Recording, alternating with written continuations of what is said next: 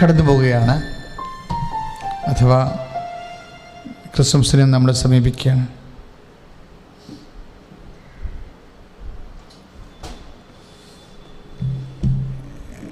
ഇന്ന് ജെറുസലേമിനെ കുറിച്ച് ഞാൻ രാവിലെ ഒരു വീഡിയോ കണ്ടത്, ബെത്ലഹേമിനെ കുറിച്ച്. 175 കിലോമീറ്ററാണ് അമ്മയും ഔസേപ്പിതാവും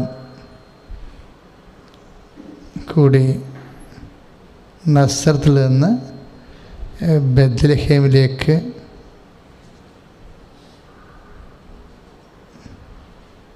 യാത്ര ചെയ്തത്. ഈ അവസാന ദിവസങ്ങളിൽ,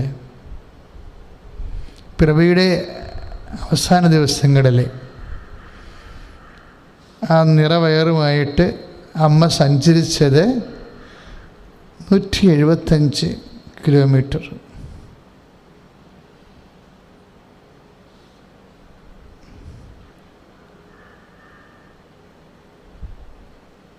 നമ്മൾ ക്രിസ്മസ് കാർഡിലൊക്കെ കണ്ടിരിക്കുന്ന പടങ്ങൾ പരിശുദ്ധ അമ്മ നിറവയറുമായിട്ട് കഴുതപ്പുറത്തിരിക്കുന്നു. കഴുതയുടെ ഒരു ചരട് ഔസേപ്പിതാവ് പിടിച്ചിരിക്കുന്നു.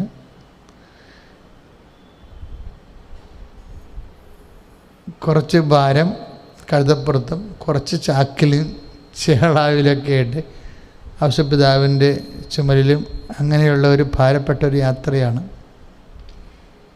ഇപ്പം ചില ബൈബിൾ പണ്ഡിതന്മാർ പറയണത് അങ്ങനെ സംഭവിക്കത്തില്ലെന്നാണ് പറയണത്. ചുമ്മാ കലാകാരന്മാരുടെ അഭ്യാസങ്ങളാണ്. യഹൂദന്മാരാരും സ്ത്രീകളെ കഴുതപ്പുറത്ത് ഇരുത്തി പുരുഷന്മാരെ നടത്തിക്കൊണ്ട് പോണത് അവരുടെ രീതിയല്ല. അപ്പോൾ അമ്മയും നടന്നു തന്നെയായിരിക്കും പോയിട്ടുള്ളത്, ഔസേപ്പിതാവും നടന്നു തന്നെ പോയത്. പക്ഷേ അമ്മ ഗർഭിണിയാണെന്നുള്ളൊരു പ്രത്യേകതയുണ്ട്. ബാക്കി ചേളാവും ഭാരവും ഭാണ്ഡവും ഒക്കെ കഴുതയുടെ പുറത്ത് വെച്ച് കെട്ടിപ്പോയെന്നാണ് ചില ബൈബിൾ പണ്ഡിതന്മാർ പറയണത്. ശരിയായിരിക്കാം. കാര്യം കസ്റ്റംസ്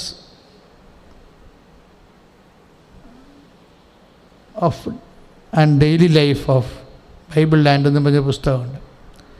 അതിൽ ഏതാണ്ട് ഇതേ ലെവലിലുള്ള വ്യാഖ്യാനങ്ങളാണ് നൽകുന്നത്.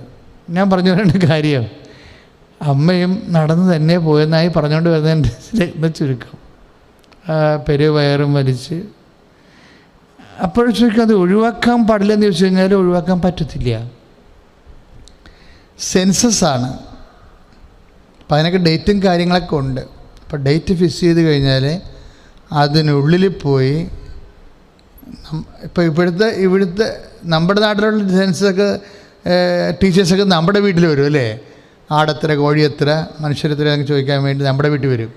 പക്ഷേ റോമൻ രീതി അനുസരിച്ച് അവരവരുടെ ഒരു ജനിതകമായിട്ട് സവിശേഷതയുള്ള സ്ഥലമുണ്ടാകും. ആ സ്ഥലത്ത് ചെന്നാണ് അവർ ഇത്രാം തീയതിക്കുള്ളിൽ കണക്ക് കൊടുക്കേണ്ടത്. അപ്പോൾ ഗർഭിണിയായാലും അതൊന്നും അതിന് ഓപ്ഷനില്ല. അപ്പോൾ അതായത് മനുഷ്യൻ്റെ നിയമമാണ്, സീസണിൻ്റെ ലോയാണത്. അപ്പോൾ ഭൂമിയിലുള്ള രാജാക്കന്മാരുടെ പൊളിറ്റിക്കലായിട്ടുള്ള ഇതുപോലെയുള്ള സിവിൽ ലോയ്ക്ക് ചില സമയത്ത് നമുക്ക് വലിയ ഭാരങ്ങളൊക്കെ ഉണ്ടാവും. അതുമൂലം അത് ക്ഷമയോടെ സ്വീകരിക്കുന്ന, അക്സെപ്റ്റ് ചെയ്യുന്ന, അതിനെതിരെ ഇപ്പോഴാണ് ഈ വയ്യാവേലി വന്നത്, എന്ത് കഷ്ടമായി പോയി, അങ്ങനെയൊന്നും പറയുന്ന ആളല്ല അമ്മ.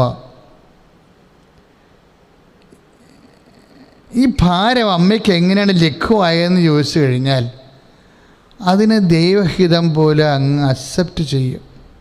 നമ്മുടെ ജീവിതത്തിൻ്റെ സ്വാഭാവികമായ ഭാരങ്ങൾ, നമ്മുടെ ജീവിതത്തിൽ വരുന്ന സ്വാഭാവികമായ ഭാരങ്ങളില്ലേ. ഇപ്പം ഞാൻ എന്തിങ്ങനെ പറയണമെന്ന് വെച്ച് കഴിഞ്ഞാൽ, കഴിഞ്ഞ ആഴ്ചയിൽ പരിശുദ്ധാത്മാവ് ഇവിടെ നിൽക്കുമ്പോൾ തന്ന ഒരു പ്രത്യേക നോട്ട് ദൈവത്തെ വിസറിയായി ഉപയോഗിക്കരുതെന്നാണ്.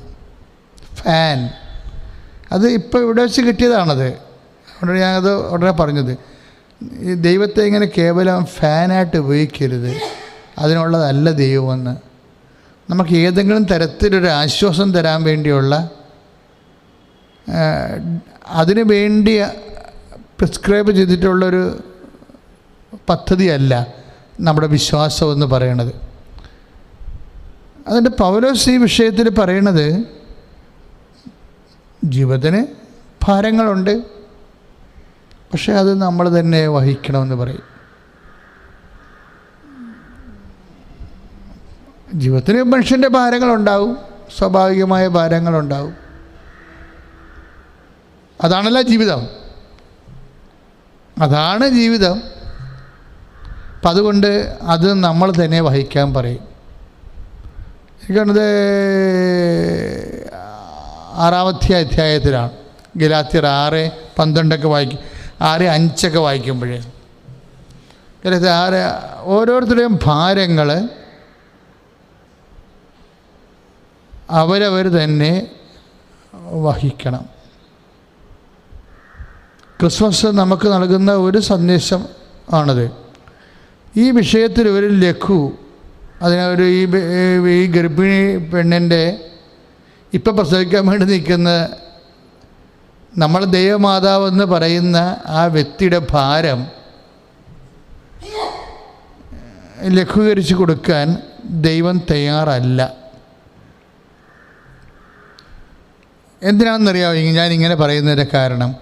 പല ആൾക്കാരും ഇച്ഛാഭംഗം അനുഭവിക്കണത് ദൈവത്തോട് പരിഭവം, പരാതി, അതിൻ്റെ പേരിൽ പ്രാർത്ഥനയ്ക്ക് മുടക്കമൊക്കെ വരുത്തുന്നതിൻ്റെ പിന്നിലുള്ള ഒരു കാര്യം, അവരുടെ കാര്യങ്ങൾ, അവരുടെ ഭാരങ്ങൾ ദൈവം ഏറ്റെടുക്കണില്ല. ദൈവം ഭാരവണ്ടിയൊന്നുമല്ല, എൻ്റേതായാലും നിൻ്റേതായാലും. ദൈവം ഒരു ഭാരവണ്ടിയായിട്ട് ദൈവത്തെ കാണരുത്. നമ്മുടെ ഭാരങ്ങളെല്ലാം കയറ്റി വെച്ചിട്ട് തള്ളിക്കൊണ്ടു പോകാൻ പറ്റിയ ഒരാളായിട്ട് ദൈവത്തെ കണ്ടാൽ ദൈവത്തെ നിങ്ങൾക്ക് മിസ് ചെയ്യും. നമ്മൾ ദൈവത്തോട് ചോദിക്കേണ്ടത് എന്താണ് എന്ന് എപ്പോഴും മനസ്സിലാക്കണം. ഭാരം ഉണ്ടാകും. ഇപ്പോൾ പൗലോസ് അപ്പോസ്തലൻ പറഞ്ഞ പോലെ നമ്മളെ ഡിസോൺ ചെയ്യുകയല്ല, നിങ്ങളത് മനസ്സിലാക്കണം. കൈ ഒഴിഞ്ഞ് സംസാരിക്കുകയല്ല. പൗലോസ് അപ്പോസ്തലൻ്റെ രീതി എന്താ? 6:5 എന്താ പറയണ ഗലാത്യർ? ഓരോരുത്തരുടെയും ഭാരങ്ങൾ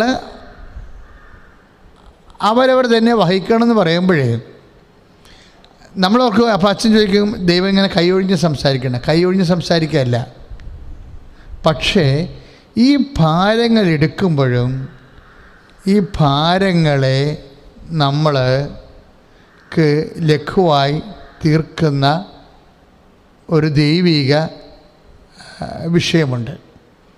അതിനാണ് കൃപയെന്ന് പറയണത്. അതിനാണ് കൃപയെന്ന്. ക്രിസ്മസ് എന്ന് പറയുമ്പോൾ ശരിക്കും നമ്മൾ ഒരുങ്ങേണ്ടത് കൃപയ്ക്ക് വേണ്ടിയാണ് ഒരുങ്ങേണ്ടത്. അതായത് ഇതൊരു സീസണാണല്ലോ. കാരണം ദൈവം നമുക്ക് കൃപ അലോട്ട് ചെയ്യാൻ സ്വാഭാവികമായിട്ടും കൂടുതൽ സാധ്യതയുള്ള ഒരു സീസണാണ്. കാര്യം വെച്ച് കഴിഞ്ഞാൽ നമ്മൾ പ്രാർത്ഥിക്കുന്നത് അമ്മ മാതാവിൻ്റെ ക്രിസ്മസ് നമുക്ക് നൽകിയിട്ടുള്ളതിൻ്റെ പേരിൽ ഭാരം അനുഭവിച്ചിട്ടുള്ള ആൾക്കാരുടെ പേരിലാണ് നമ്മൾ പ്രാർത്ഥിക്കുന്നത്. അമ്മ മാതാവിൻ്റെ പേരിലും ഉണ്ണീശ്വരൻ്റെ പേരിലും അതുപോലെ തന്നെ ഔഷപിതാവിൻ്റെ പേരിലുമൊക്കെയാണ് നമ്മൾ ഈ കാലങ്ങളിൽ പ്രാർത്ഥിക്കുന്നത്. എന്തിനാണെന്നറിയാമോ? ഇവരുടെ ഭാരങ്ങൾ എങ്ങനെയാണ് ലഘുവാക്കപ്പെട്ടത്? അത് ബൈബിൾ നൽകുന്ന ഒറ്റ മറുപടി കൃപ കൊണ്ടാണ്. ഇതിന് പരാതിയില്ലാതെ വന്നു. അതായത് ഇത് നമ്മളോർക്കുകയെ മാതാവ് ഇതൊക്കെ സഹിച്ചോ എന്നാണ് പറയണത്. ഇങ്ങനെ പറയണ കൊണ്ട് ആർക്കൊണ്ടൊക്കെ എന്തോ ഒരു ഗുണമുള്ളത് കൊണ്ടാണ് അവർ വളരെ ആധ്യാത്മികതയെ വളരെ ലഘുവാക്കി കളയാൻ വേണ്ടി മാതാവ് സഹിച്ചു, നമ്മളും ഇതിന് തിരഞ്ഞെടുക്കപ്പെടാൻ കാരണം എന്താണ്? ഇത് തിരഞ്ഞെടുക്കപ്പെടാൻ, ഇതിൻ്റെ ഉത്തരവാദിത്തങ്ങൾ നിർവഹിക്കാൻ ആവശ്യമായ ശക്തി, ദൈവശക്തി എന്ന് പറയുന്ന കൃപ ഉൾക്കൊള്ളാനുള്ള കപ്പാസിറ്റി, കഴിവ് അമ്മയ്ക്കുണ്ട്. എൻ്റെ മക്കളെ, നമ്മൾ ദൈവദൃശ്യന് വ്യാപരിക്കുമ്പോൾ നമ്മളെപ്പോഴും ശ്രദ്ധിക്കേണ്ടത് നമ്മുടെ കപ്പാസിറ്റി വർദ്ധിപ്പിച്ചുകൊണ്ടിരിക്കണം എപ്പോഴും. ഇപ്പോൾ നമ്മൾ താപനിലയം ഉണ്ടാക്കിയില്ലേ, കൽക്കരി കൊണ്ടോ വൈദ്യുതി ഉണ്ടാക്കുന്നത്. അപ്പോൾ കാര്യം നമ്മുടെ വൈദ്യുതി ഉപയോഗം ഇടുക്കി ജലവൈദ്യുത പദ്ധതിയേക്കാളും കൂടുതലായതുകൊണ്ടാണ് അങ്ങനെ വേറെ ഒരു പവർ സോഴ്സ് കണ്ടുപിടിക്കാൻ നമ്മൾ ബാധ്യസ്ഥരായത്. അതുപോലെ തന്നെ ഈ കപ്പാസിറ്റി വർദ്ധിപ്പിക്കുന്നത് അനുസരിച്ചാണ് നമ്മൾ ദൈവത്തോട് ചോദിക്കേണ്ടതും അതുതന്നെയാണ്. കഴിവ് തരാൻ വേണ്ടി പ്രാർത്ഥിക്കണം. ഇപ്പം നമ്മൾ പുൽത്തൊട്ടിയിൽ ഉണ്ണീശോയെ പോയി വണങ്ങുന്നു, അതിനുള്ള ദിവസങ്ങൾ നമ്മൾ പ്രാർത്ഥിച്ച് ഒരുങ്ങുന്നു. പക്ഷേ ഇതുപോലെ തന്നെ നമ്മൾ തന്നെ ഉണ്ണീശോയായിട്ട് കൺവേർട്ട് ചെയ്യുന്ന ഒരു വിഷയമുണ്ട്. നമ്മൾ തന്നെ ഉണ്ണീശോയായിട്ട് കൺവേർട്ട് ചെയ്യും. അതെങ്ങനെയാണ്? അത് കൃപയുടെ ബേസിലാണ്. അവൻ്റെ നാമത്തിൽ വിശ്വസിക്കുന്നവർക്കെല്ലാം ദൈവമക്കളാകാനുള്ള കഴിവ് നൽകിയെന്നാണ് കർത്താവിൻ്റെ വചനത്തിൽ എഴുതിയിരിക്കുന്നത്, അല്ലേ?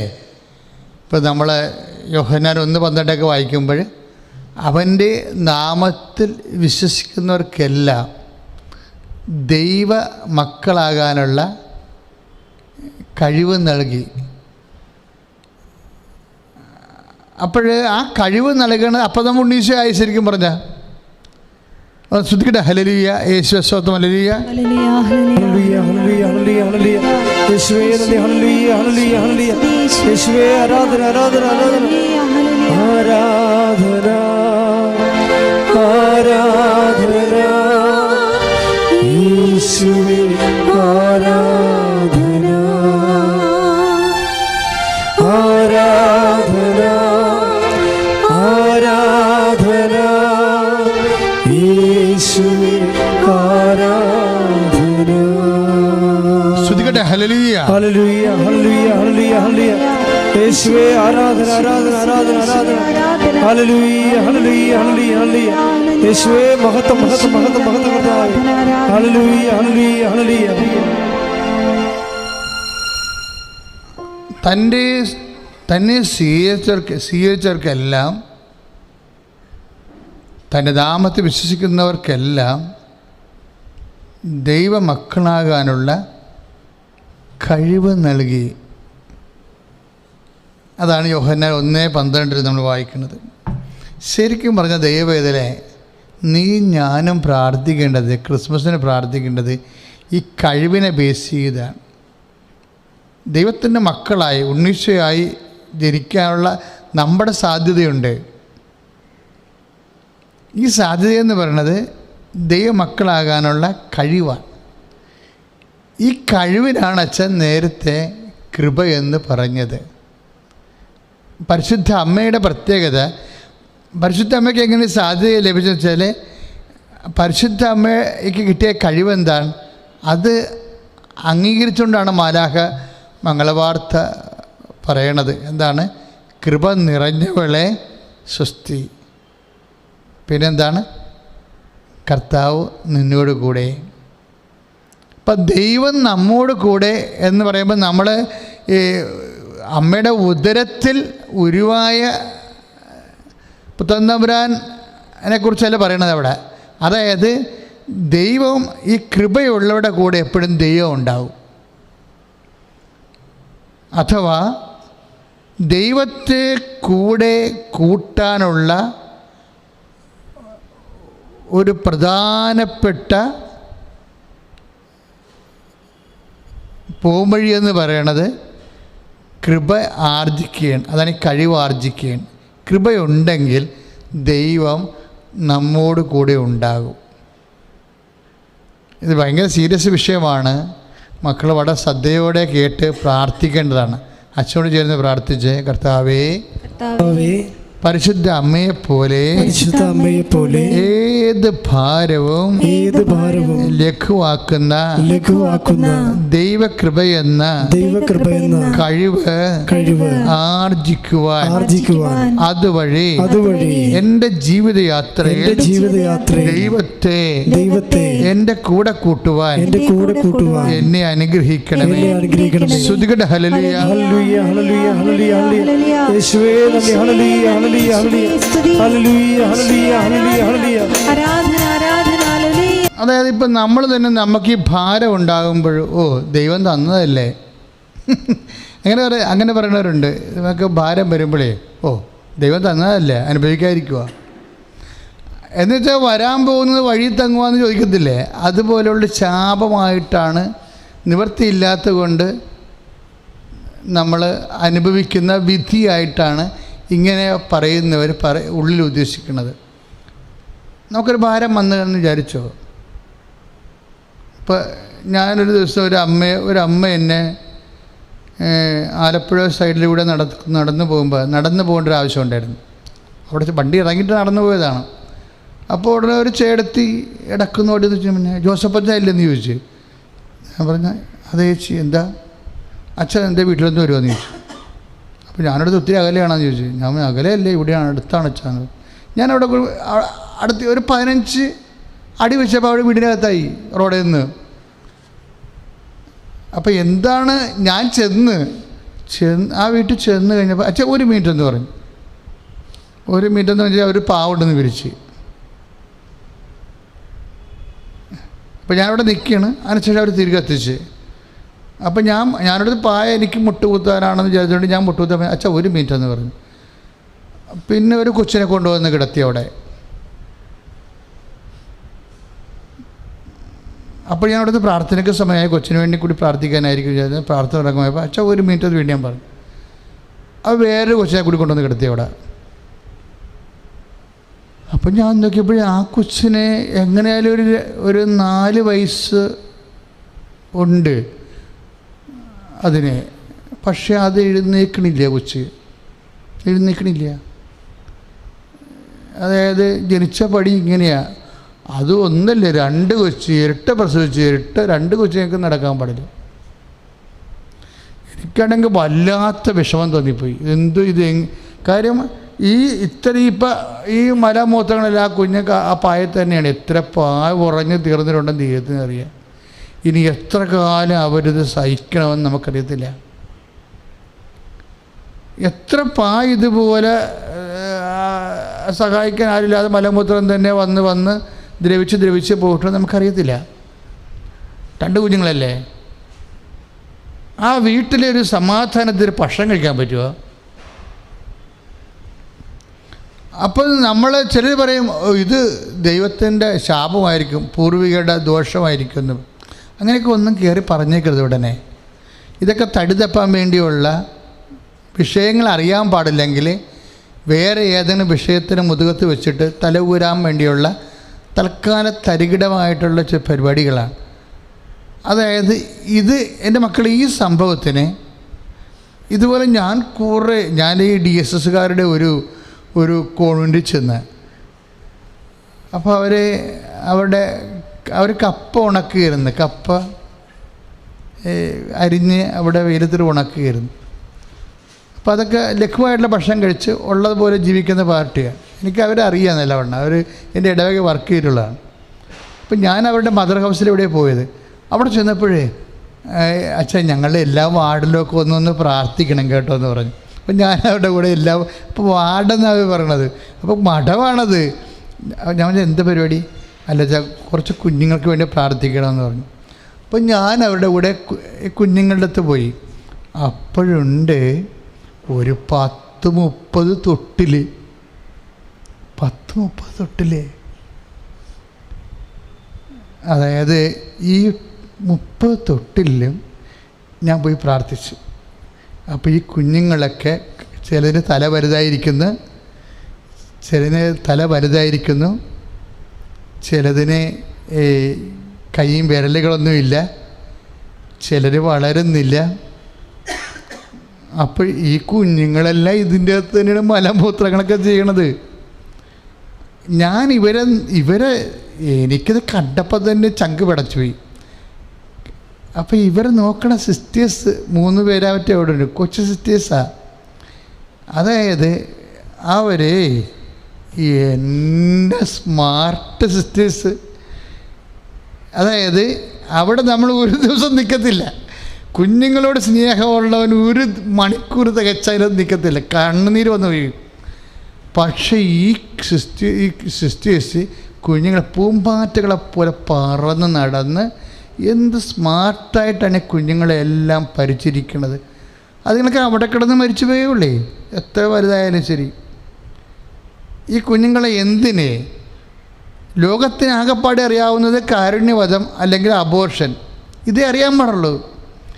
ദൈവത്തെ അംഗീകരിക്കാത്ത ഒരു ലോകത്തിന് ഈ കുഞ്ഞുങ്ങളുടെ മേലുള്ള ഒരു തീരുമാനം എന്ത് പറഞ്ഞാൽ ഒന്നെങ്കിൽ അബോർഷൻ, അല്ലെങ്കിൽ എന്താ, അല്ലെങ്കിൽ കാരുണ്യവധം, ഇതേ അറിയാൻ പാടല്ലോ. ദൈവത്തിനെ അംഗീകരിക്കാത്ത ഒരു ലോകത്തിന് ഇതേ. പക്ഷേ ദൈവത്തെ അംഗീകരിക്കുന്ന ഒരു ലോകമുണ്ട്. അവിടെ എന്താണ്, ഈ 10-30 വയസ്സുള്ള സിസ്റ്റേഴ്സ്, നല്ല മിടുക്കികളായിട്ടുള്ള ഭംഗിയുള്ള നല്ല സ്മാർട്ടായിട്ടുള്ള സിസ്റ്റേഴ്സ്, അവരുടെ കുഞ്ഞുങ്ങളെക്കാൾ ഭയങ്കരമായിട്ടാണ് ഈ കുഞ്ഞുങ്ങളെ അവർ സംരക്ഷിക്കുന്നത്. അത് കണ്ടപ്പോഴേ ഞാൻ ഓർത്ത് ഇതെന്തൊരു ജന്മം. ഞാൻ കുഞ്ഞുങ്ങളെക്കുറിച്ചല്ല ഓർത്ത്, സത്യം പറഞ്ഞാൽ ഞാൻ ആ സിസ്റ്റേഴ്സിനെ കുറിച്ച് ഓർത്ത്. നമ്മുടെ പെങ്ങന്മാരും മക്കളുമാണ് അവിടെ പോയി നോക്കിയിരിക്കുന്നത്. എന്തിനു വേണ്ടിയാണ്? ദൈവത്തിന് വേണ്ടിയാണ് ഈ കുഞ്ഞുങ്ങളെ സംരക്ഷിക്കുന്നത്. മാതാവ് ഒരു കുഞ്ഞിനെ കൊണ്ടുപോയ പാടാണ് നമ്മൾ പഠനം. അപ്പോൾ അതുങ്ങളെല്ലാം കൂടി എത്ര കാലമാണ് കുഞ്ഞുങ്ങളെ സംരക്ഷിക്കുന്നത്. എന്നിട്ട് ഈ സിസ്റ്റേഴ്സിൻ്റെ ഉള്ളിൽ അവിടെ മുഖത്തൊക്കെ എന്തൊരു പ്രസരിപ്പാണ്. ഇന്നിപ്പോൾ അഭയ കേസിൻ്റെ വിധിയാണ്, അതൊരു വശമാണ് ശരിക്കും. പക്ഷേ എന്നിട്ട് എന്ത് ചെയ്ത് ഈ പബ്ലിക് പൊതുസമൂഹം എന്ത് ചെയ്തിരിക്കണേ, എങ്ങനെയെങ്കിലും ഈ അച്ഛന്മാരെയും സിസ്റ്ററിനെയും തൂക്കിക്കൊല്ലാൻ വേണ്ടി ഗോഗ പിടിച്ചിരിക്കുകയാണ് സോഷ്യൽ മീഡിയയിൽ. എന്നിട്ട് ക്രിസ്ത്യാനിറ്റി എന്ന് പറയുന്നത് ഇതാണെന്ന് വരുത്തി തീർക്കാനുള്ള ഭയങ്കര ശ്രമങ്ങളാണ്. പക്ഷെ നമ്മൾ തോക്കത്തില്ല. എന്താ കാര്യം? നമ്മുടെ ആൾ തോറ്റിട്ടില്ല, അതാണ് പ്രശ്നം. നമ്മൾ ആശ്രയം. ഇപ്പം ഞാനൊക്കെ വീട്ടിൽ നിന്ന് പോന്നിട്ട് 45 കൊല്ലമായി. ഈ 45ാമത്തെ കൊല്ലവും നിന്നുകൊണ്ട് ഈ തുണിയില്ല കുറിച്ചൊക്കെ കയറി അവനെക്കുറിച്ച് സംസാരിച്ചുകൊണ്ടിരിക്കുകയാണ്. തോറ്റിട്ടില്ല അവൻ തോക്കത്തില്ല. ലോകം എന്ത് പറയുന്നു, എന്ത് ബ്രാൻഡ് ചെയ്യുന്നു, ഇതൊന്നും ഒരു ദൈവവിളിയുള്ള ഒരു കൃപ ആർജിച്ചിട്ടുള്ള വ്യക്തിക്ക് പ്രശ്നമല്ല. നിങ്ങൾ ഓർക്കുക, ഇത് കത്തോലിക്ക സഭയാണ്. ഒരു പക്ഷേ ഏതെങ്കിലും ഞങ്ങളിൽ ആരെങ്കിലും, ഞങ്ങളുടെ പെങ്ങന്മാർ തന്നെ, ഞങ്ങൾ ആരും ഡിസോൺ ചെയ്യണില്ല. അഭയ കേസിൽ പെട്ട ഒരു അച്ഛനെ ഒരു കന്യാസ്ത്രീ ഞങ്ങൾ ഡിസോൺ ചെയ്യണില്ല. അവരിപ്പോഴും അവർക്ക് എന്ത് സംഭവിച്ചാലും അവർ ഞങ്ങളുടെ സഹോദരങ്ങളാണ്. ഞങ്ങളുടെ ആങ്ങളെയും ഞങ്ങളുടെ ചേട്ടനും ഞങ്ങളുടെ അനിയത്തിയും ഒക്കെയാണ്. ഒരു പ്രശ്നമില്ല എൻ്റെ അടുത്ത്. ഞങ്ങളുടെ ഇടയിൽ മനുഷ്യൻ്റെ രീതിയിൽ ആർക്കെങ്കിലും എന്തെങ്കിലും ഫ്ലോപ്പ് സംഭവിക്കാം. ഇല്ല എന്നുണ്ടെങ്കിൽ ഇതുപോലെ ആരോപണങ്ങൾ അടിച്ചേൽപ്പിച്ചിട്ട് ജനഹിതത്തിനാണല്ലോ യേശുക്രിസ്തുവിനെ ക്രൂശിക്കപ്പെട്ടത്. ഇന്ന് നടക്കുന്നത് എന്താണ്? കോടതി പോലും നടക്കുന്ന കാര്യങ്ങൾ എന്താണ്? പണ്ടൊക്കെ ജഡ്ജിമാർ പത്രം വായിക്കത്തില്ലായിരുന്നു, ഇന്ന് ജഡ്ജിമാർ പത്രം വായിക്കും. സത്യമായിട്ടും എന്തിനാണെന്നറിയാവോ? പണ്ട് ജഡ്ജിമാർ TV കാണത്തില്ലായിരുന്നു. എന്താ കാര്യം? അവരുടെ ജഡ്ജ്മെൻറ്റിനെ സ്വാധീനിക്കാതിരിക്കാൻ വേണ്ടിയാണ്. ഇന്ന് മീഡിയയും കാണും, അതുപോലെ പത്രവും വായിക്കും. മീഡിയ എന്ത് പറയും? മീഡിയ ഫ്രണ്ട്ലി ആയിട്ട് ഒരു വിധി ഉണ്ടാക്കുന്നതിനൊക്കെ ഇന്നത്തെ കാലത്ത് ഭയങ്കര പ്രലോഭനമാണ്. ഈ കാലത്തിൽ ഓരോ സ്വാഭാവികമായിട്ട് അതുപോലെ തന്നെ ചില സമയത്ത് അതുകൊണ്ട് നിഷ്കളങ്കരായിട്ട് പോലും പല ആൾക്കാരും വലിയ ബലിയാടുകളായി തീരും. Anyway what ever with happen, എന്ത് സംഭവിച്ചു കൊള്ളട്ടെ. പക്ഷേ എപ്പോഴും ഓർക്കണം, ഇവരൊക്കെ ഇറങ്ങിത്തിരിക്കുമ്പോൾ ഇന്ന് നിങ്ങളുടെ മുമ്പിൽ ഒരു നോക്കുകുത്തി പോലെ നിൽക്കുന്ന ഈ വൈദികനും സിസ്റ്ററുമൊക്കെ ഇറങ്ങിത്തിരിക്കേണ്ട ഒരു കാലമുണ്ട്. അവരൊക്കെ ഇറങ്ങിത്തിരിക്കുന്ന കാലത്തും സഭയിൽ ജീവിക്കുന്ന കാലത്തുമൊക്കെ ഞാൻ ഈ 35 കൊല്ലം സഭയിൽ ജീവിച്ചുകൊണ്ട് പറയും, 45 കൊല്ലം സഭയിൽ ജീവിച്ചുകൊണ്ട് പറയുകയാണ്. ഞങ്ങളൊക്കെ വരുമാനം നിങ്ങൾക്ക് അറിയാമല്ലോ, 10 രൂപയാണ്, 10,000 രൂപയാണ്, 4,000 രൂപ ഭക്ഷണവും 6,000 രൂപ ചിലവും, അത്രയേ ഉള്ളൂ. ഈ സഭയിൽ ഇത്രയും നാൾ ജീവിച്ചിട്ട് ഞങ്ങൾക്കാർക്കും ഒരു പരാതിയില്ല, ഒരു പരിഭവവുമില്ല. ജനങ്ങളുടെ രീതിയിൽ ഞങ്ങളോട് പെരുമാറുന്നുണ്ട്, മോശമായിട്ടും നല്ലതുപോലെ. സഭ മേൽക്കടകങ്ങളിൽ നിന്ന് ഞങ്ങൾക്ക് പെരുമാറ്റം കിട്ടുന്നുണ്ട്. ഇതൊന്നും എന്താണ് ഞങ്ങളെ തളർത്താത്തത്? എന്താണ്? അതിനാണ് കഴിവെന്ന് പറയണത്. ഏതെങ്കിലും ഒരു ചെറിയ മിസ്റ്റേക്ക് കണ്ടിട്ട് ഞങ്ങളാരും ആരും തള്ളിപ്പറയത്തില്ല. അവർ തിരിച്ചു വരും, നല്ല ബോധ്യമുണ്ട് ഞങ്ങൾക്ക്. അതിനേക്കാൾ വലിയ കൃപയിൽ തന്നെ അവർ വിശുദ്ധരായിട്ട് മരിക്കുകയും ചെയ്യും. അത് കാര്യം, ഇത് വിശുദ്ധരുടെ സഭയാണ്. ഇത് ചില സമയത്ത് വല്ലാത്ത രീതിയിലുള്ള പീഡനങ്ങളും ചിലപ്പോൾ നമ്മളുടെ തന്നെ മിസ്റ്റേക്ക് കൊണ്ട് നമുക്ക് ശിക്ഷ ഉണ്ടാകുകയാണെങ്കിൽ തീർച്ചയായിട്ടും സന്തോഷത്തോടെ രാജ്യത്തിൻ്റെ നിയമം അനുസരിച്ചുകൊണ്ട് ഞങ്ങളത് അക്സെപ്റ്റ് ചെയ്യും. പക്ഷേ എപ്പോഴും ഓർക്കുക, അതിനേക്കാൾ അതിലംഘിക്കുന്നതാണ് ദൈവത്തിൻ്റെ കൃപയെന്ന് പറയണത്. അത് നേടാനും അങ്ങനെ ഒരു ശിക്ഷ ഉണ്ടെങ്കിൽ അതിൽ അനുതപിക്കുവാനും അനുതാപത്തിലൂടെ വീണ്ടും ദൈവത്തിൻ്റെ കൃപ ആർജിക്കാനും അവർക്ക് ദൈവം കൊടുത്തിരിക്കുന്ന അവസരമായിട്ട് മാത്രമേ സഭ ഇത് കാണുന്നുള്ളൂ. ഞങ്ങളെല്ലാവരും നമ്മളൊരുമിച്ച് വിശ്വാസികളും എന്താ കാര്യം എന്നറിയാവോ? ഇത് ഒരു അനുതാപം കൊണ്ട് നമ്മൾ കഴിവ് നേടുന്ന, കൃപ ലഭിക്കുകയും അതിനെ അതിജീവിക്കുകയും അതിജീവിച്ച് കുരിശിനെപ്പോലും ജയിക്കുന്ന ഒരു വലിയ വിശ്വാസത്തിൻ്റെ ജീവിത സരണിയിൽ സാക്ഷ്യം വഹിക്കുന്നതാണ് സഭയുടെ ഏറ്റവും വലിയ ഉദ്യമം, ഏറ്റവും വലിയ അനുഗ്രഹം, ഏറ്റവും വലിയ യോഗ്യത. ഞാൻ പറഞ്ഞു വരുന്നത്, തൻ്റെ നാമത്തിൽ വിശ്വസിക്കുന്നവർക്കെല്ലാം ദൈവമക്കളാകാനുള്ള കഴിവ് നൽകിയെന്ന്. അപ്പോൾ ദൈവമക്കളുടെ ജോലി എന്താ? ദൈവമക്കളുടെ ജോലിയാണ് കുരിശിൽ കയറുക എന്നുള്ള ജോലി. അതാണ് സംഭവം. ഇപ്പോൾ വീടില്ലേ, ഇപ്പോൾ യോഹന്നാൻ 1:12 എന്താ പറയണത്? തൻ്റെ നാമത്തിൽ വിശ്വസിക്കുന്നവർക്കെല്ലാം ദൈവമക്കളാകാനുള്ള കഴിവ് നൽകി. എന്തിനുള്ള കഴിവാണത്? 9-ാം മാസം 7-ാം ദിവസം വലിയ വയറും വലിച്ചുകൊണ്ട് 175 കിലോമീറ്റർ സഞ്ചരിച്ച് പോയി കാലിത്തൊഴുത്തി കിടന്ന് പ്രസവിക്കാനുള്ള കഴിവാണ്. അതാണ് കഴിവ്. ലോകത്തിൻ്റെ കഴിവെന്ന് പറയുമ്പോൾ നമുക്കറിയാമല്ലോ, ആ കഴിവല്ല ഇത്, കൃപയുടെ കഴിവെന്ന് പറയണത്. ശ്രദ്ധിക്കട്ടെ. ഹല്ലേലൂയ, ഹല്ലേലൂയ, ഹല്ലേലൂയ, ഹല്ലേലൂയ. ആരാധനയും സ്തുതിയും പുകഴ്ചയും ഉണ്ടായിരിക്കട്ടെ. അച്ഛൻ എന്താ പറഞ്ഞുകൊണ്ട് വരുന്നത് വെച്ചാൽ, ജീവിതത്തിൽ എന്തെങ്കിലും ഭാരം ഉണ്ടാകുമ്പോൾ, 2 കുഞ്ഞുങ്ങളുടെ കാര്യം ഞാൻ പറഞ്ഞില്ലേ,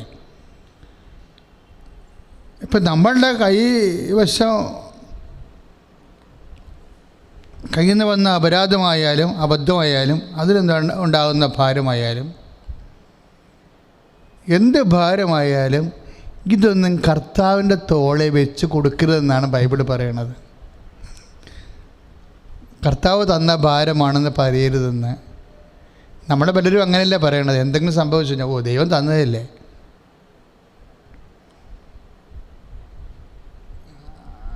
ഇനി സഹിക്കാതിരിക്കാൻ പറ്റുമോ? ജെറമിയ ഈ വിഷയത്തിൽ ഒരു നിലപാടെടുത്തിട്ടുണ്ട്. ജെറമിയ 33-ന്റെ 34, അതായത് ജെറമിയ 23-ന്റെ 33-34 വചനങ്ങൾ. ജെറമിയ 23-ാം അധ്യായം 33-34 വചനങ്ങളാണ്. കർത്താവിൻ്റെ ഭാരമെന്ന് പ്രവാചകനോ പുരോഹിതനോ ജനത്തിൽ ആരെങ്കിലുമോ പറഞ്ഞാൽ അവനെയും അവൻ്റെ കുടുംബത്തെയും ഞാൻ ശിക്ഷിക്കുക. മനസ്സിലായില്ലേ? അതെ. ഇപ്പം 2 കുഞ്ഞുങ്ങളുടെ കാര്യം കർത്താവ് തന്നാണെന്ന് അല്ല കർത്താവ് എനിക്കൊരു പണി വെച്ചെന്ന് പറഞ്ഞേക്കുന്നതാണ് പറയണത്. ഭാരത്തെ സമീപിക്കുന്ന രീതിയുണ്ട്. അത് 33 അതിനേക്കാൾ രസമാണ്. കർത്താവ് എന്താണ് പരമേൽപ്പിച്ചത് എന്ന് ജനത്തിൽ ആരെങ്കിലുമോ പ്രവാചകനോ പുരോഹിതനോ ചോദിച്ചാൽ നീ പറയണം, കർത്താവ് അരുളി ചെയ്യുന്നു, നിങ്ങൾ തന്നെയാണ് ആ ഭാരം, നിങ്ങളെ ഞാൻ വലിച്ചെറിയോ. കാര്യം വെച്ച് കഴിഞ്ഞാൽ എന്താ പ്രശ്നം? ദൈവത്തിന് നമ്മൾ ഭാരമായി മാറണത് എപ്പോഴാണ് ദൈവത്തിന് ഭാരമായി മാറണത്? നമ്മൾ ദൈവത്തിന് ഭാരമായി മാറണത് എപ്പോഴാണ്? അങ്ങനെ സംഭവമുണ്ട്. നമ്മൾ പറയണ ഭാരം എന്താണ്? കർത്താവ് നമുക്ക് ഭാരം തന്നാണെന്നാണ് പറയണത്. ദൈവം തന്നതല്ലേ, ഇത് വിധിയല്ലേ? ഇത് വിധിയാണെന്ന് ഹൈന്ദവ സഹോദരങ്ങൾ പറയുന്നതിന് പകരം ക്രിസ്ത്യാനികൾ എന്താ പറയണത്? ദൈവം തന്നതല്ലേ എന്ന്. അപ്പോൾ ദൈവം തന്ന ഭാരം എന്നാണ് അതിൻ്റെ അർത്ഥം. പക്ഷെ അങ്ങനെ ഒരു സംഭവം ഇല്ലെന്നാണ് ജെറമിയ പറയണത്. ശ്രദ്ധിക്കുക, കർത്താവിൻ്റെ ഭാരം. ജെറമിയ 23:34 കർത്താവിൻ്റെ ഭാരം എന്ന് പ്രവാചകനോ പുരോഹിതനോ ജനത്തിനാരെങ്കിലുമോ പറഞ്ഞാൽ അവനെയും അവൻ്റെ കുടുംബത്തെയും ഞാൻ ശിക്ഷിക്കും. എന്താ കാര്യം? ദൈവം ആർക്കും ഭാരം കൊടുക്കണില്ല എന്നതിൻ്റെ അർത്ഥം. ദൈവം ആർക്കും ഭാരം കൊടുക്കുന്നില്ല. പിന്നെ എന്താ സംഭവിക്കണത്? സ്വാഭാവികമായ ജീവിതത്തിൻ്റെ ഭാഗമായി സംഭവിക്കുന്ന എല്ലാ വിഷയങ്ങളും നമ്മൾ ദൈവനാമത്തിലാണ് ഏറ്റെടുക്കണമെങ്കിൽ നമുക്ക് എന്നാ സംഭവിക്കും? അത് കൃപയായി മാറും. ഇപ്പം നമ്മൾ യോഹന്നാൻ 1:12 വായിച്ചില്ലേ? തൻ്റെ നാമത്തിൽ വിശ്വസിക്കുന്നവർക്കെല്ലാം ദൈവമക്കളാകാനുള്ള കഴിവ് നൽകിയെന്ന് വെച്ചു. അപ്പോൾ ഈ വിഷയത്തിൽ വരേണ്ടത്, അതായത് ഭാരം വഹിക്കുന്ന എല്ലാവരും ശ്രദ്ധിക്കണം. ഭാരം എടുത്തു മാറ്റണമെന്ന് പ്രാർത്ഥിച്ചാൽ മരണം വരെ നമ്മൾ ഭാരം എടുത്തു മാറ്റാൻ വേണ്ടി പ്രാർത്ഥിക്കും. ചിലതെടുക്കപ്പെടും, ചിലതെടുക്കപ്പെടത്തില്ല. എന്താ കാര്യം? ചില ഭാരങ്ങൾ നമ്മൾ തന്നെ ഉണ്ടാക്കുന്നതാണ്. ഇപ്പം യോന എന്നാ പറഞ്ഞത്? കപ്പലിലുള്ള ആൾക്കാർ ഭാരം കുറക്കാൻ വേണ്ടി കുറേ പരിപാടിയൊക്കെ അവർക്കറിയാവുന്ന കുറച്ച് പൊടിക്കുകയൊക്കെ ചെയ്ത്, കപ്പലിന് ഭാരം കുറക്കാൻ വേണ്ടിയേ അവർക്കറിയാവുന്ന കുറച്ച് പൊടിക്കൈകളൊക്കെ അവർ ചെയ്ത്. എന്താ? ഗോതമ്പ് ചക്കൊക്കെ എടുത്ത് വലിച്ചെറിഞ്ഞ് വെള്ളത്തിൽ കളഞ്ഞ്.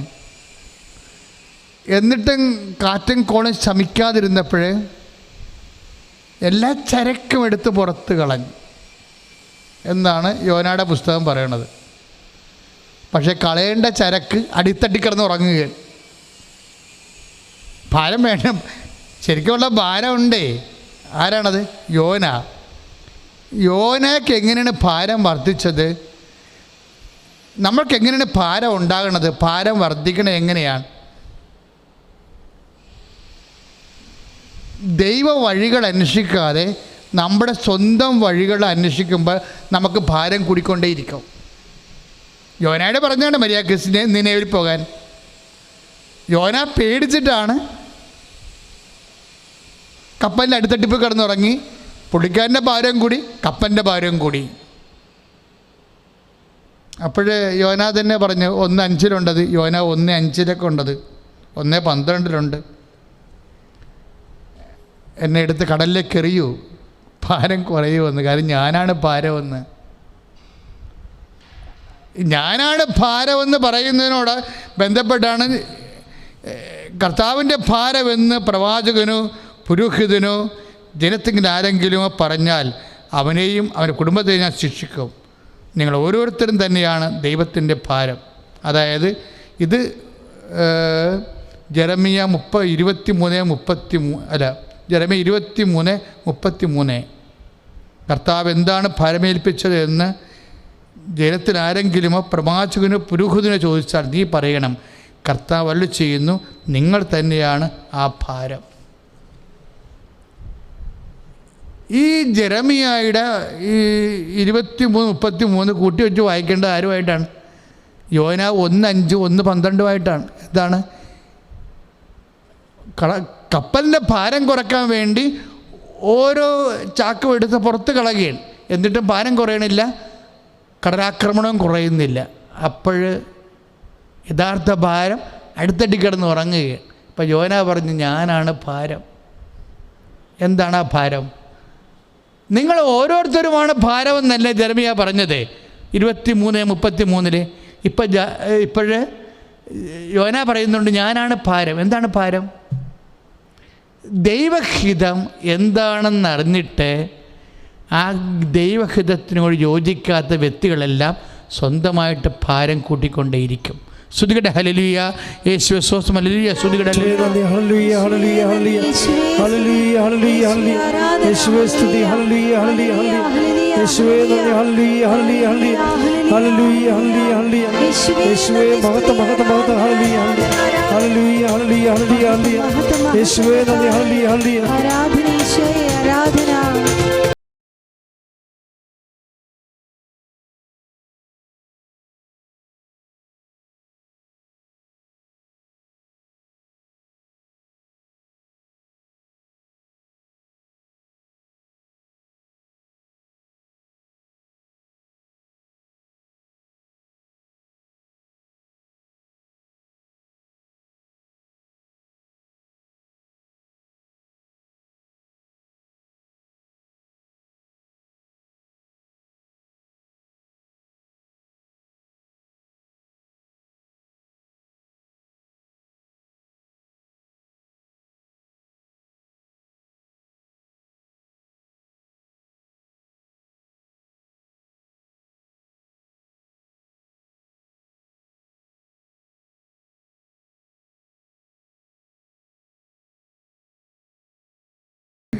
ഈ അർത്ഥത്തിലാണ് പൗലോസ് പറയണത്. എന്താ പറയണത്? ഗലാത്യർ 6:5 ഓരോരുത്തൻ്റെ ഭാരങ്ങളെ അവനവൻ വഹിക്കേണ്ടി വരും എന്ന് വെച്ചാൽ എൻ്റെ അർത്ഥം എന്താണ്?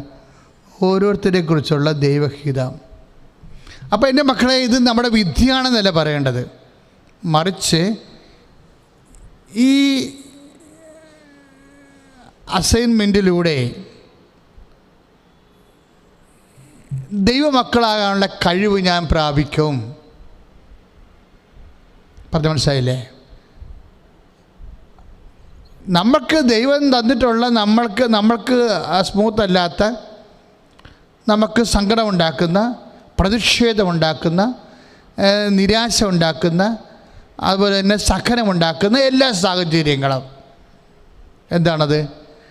ദൈവമക്കളാകാനുള്ള കഴിവ് നൽകാനുള്ള ദൈവത്തിൻ്റെ പദ്ധതിയുടെ ഭാഗമാണ്. ഇതിലൂടെയാണ് നമ്മൾ ഉണ്ണീശോയായിട്ട് ജനിക്കണത്, പുനർജന്മം പ്രാപിക്കുന്നത്. ഓരോ വ്യക്തിയും ഉണ്ണീശോയായിട്ട് പുനർജന്മം പ്രാപിക്കാനുള്ള കഴിവ് എന്ന് വെച്ചാൽ ദൈവമക്കളാകാനുള്ള കഴിവാണ്. യോഹന്നാൻ്റെ 1:12 ഈ ദൈവ മക്കളാകാനുള്ള കഴിവ് പ്രാപിക്കുന്നത് എങ്ങനെയാണ്? അതിന് അനുപേക്ഷണീയമായ കൃപ ആർജിച്ചുകൊണ്ടാണ്. ഇപ്പോഴേ പഞ്ചായത്തിലൊക്കെ ഭരണം തുടങ്ങിയിരിക്കുക. അപ്പം പഞ്ചായത്ത് ഭരണത്തിൽ ഓരോ വിഷയത്തിലും പദ്ധതി ഉണ്ടെങ്കിൽ ഫണ്ടിങ് ഉണ്ടാവും. പദ്ധതി പ്രകാരമേ പഞ്ചായത്ത് പ്രവർത്തിക്കാൻ പറ്റത്തുള്ളൂ, അല്ലേ? പക്ഷേ പദ്ധതിക്ക് അലോട്ട്മെൻ്റ് ഉണ്ട്. കേന്ദ്ര ഗവൺമെൻറ് ഫണ്ടുണ്ടാവും, സ്റ്റേറ്റ് ഗവൺമെൻറ് ഫണ്ടുണ്ടാവും. അപ്പം പദ്ധതി ഉണ്ടെങ്കിൽ ഫണ്ടുണ്ട്. ഇതുപോലെ ഇപ്പോൾ ഞാൻ 2 കുഞ്ഞുങ്ങളുടെ കാര്യം പറഞ്ഞില്ലേ, അതൊരു പദ്ധതിയാണ്. ഞാൻ 3 സിസ്റ്റേഴ്സിൻ്റെ കാര്യം പറഞ്ഞില്ലേ, 30 കുഞ്ഞുങ്ങളെ നോക്കുന്ന, അതൊരു പദ്ധതിയാണ്.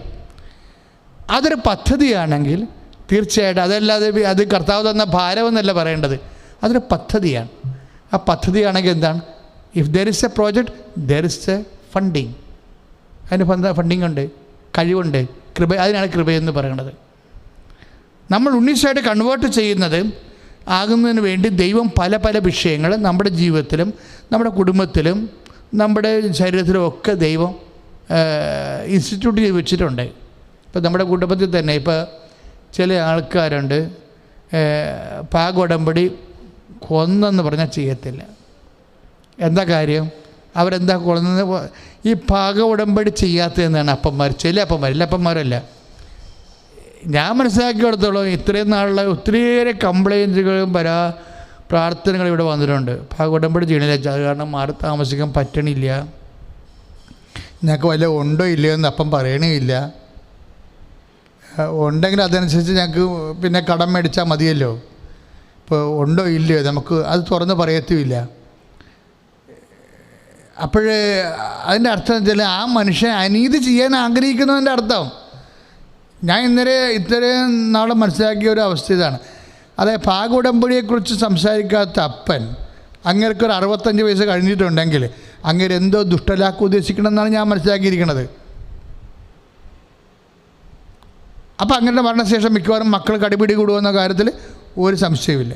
അല്ലെങ്കിൽ ആജീവനാന്തം ഒരു മിണ്ടാതെങ്കിലും നടക്കും. സ്വന്തം മക്കളെ ജനിപ്പിച്ചിട്ട് പരസ്പരം അടുപ്പിച്ചിട്ട് അപ്പന്മാർക്ക് എന്നാ കിട്ടാനാ?